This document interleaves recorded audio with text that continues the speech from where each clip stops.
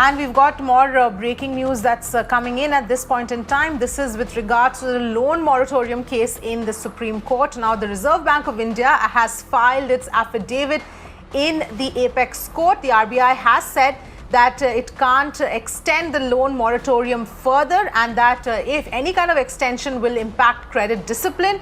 Also pointing out that further relief other than for the certain categories that was pointed out by the Finance Ministry is not possible, and that moratorium was only a temporary relief. Let me go across to Meenakshi Bhanja, who's joining us on the phone line.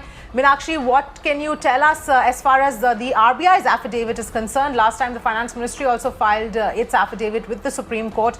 Here RBI more or less taking the same stand and pointing out how it's not possible to extend the moratorium period. Well, Avni, very quickly, some perspective for our viewers. This is the central bank's affidavit that we are talking about, and by the sheer virtue of the fact that it is the central bank, the Reserve Bank of India, which is making submissions of this nature in the Supreme Court, it assumes a lot of might. And yes, our viewers will recall last hearing, the Supreme Court wasn't entirely satisfied with the affidavit that was submitted by the government. The Supreme Court felt that there are several areas which the government has not clearly explained, and therefore this affidavit again by the central bank assumes a lot of import.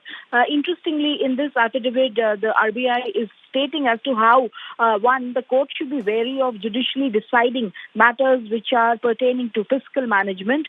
And like you rightly mentioned, the RBI is reiterating the temporary nature of relief, which the RBI says was implemented without any discrimination during the COVID pandemic outbreak.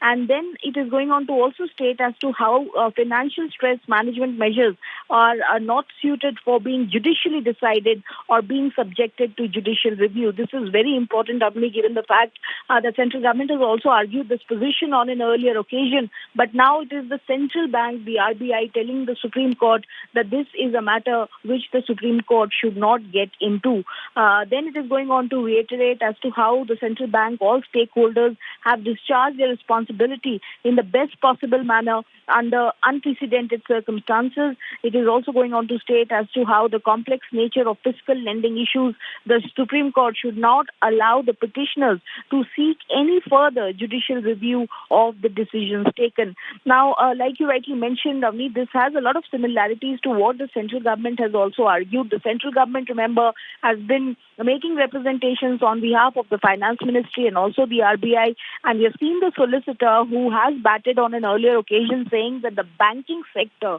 needs to be safeguarded. The banking sector cannot be allowed to go completely awry, and that is what this RBI's affidavit is also explaining. And I'm quoting from one excerpt of the affidavit, which goes on to state, and I quote, "The lending institutions have been permitted to extend the moratorium to any borrower, class of borrower in a transparent manner based on their broad approved policies. Similarly, even the borrowers have the discretion on whether to avail of the moratorium or not after weighing various costs involved," unquote. The decision on how to implement and which customer should get the benefit of moratorium has been left to individual financial institutions and banks. That is another position that the RBI is taking, Avni, and this assumes a lot of import because this is the central bank of India, which is telling the Supreme Court to not get in the midst of financial management policy issues beyond a point. Yes, absolutely, Meenakshi. This does hold a lot of importance.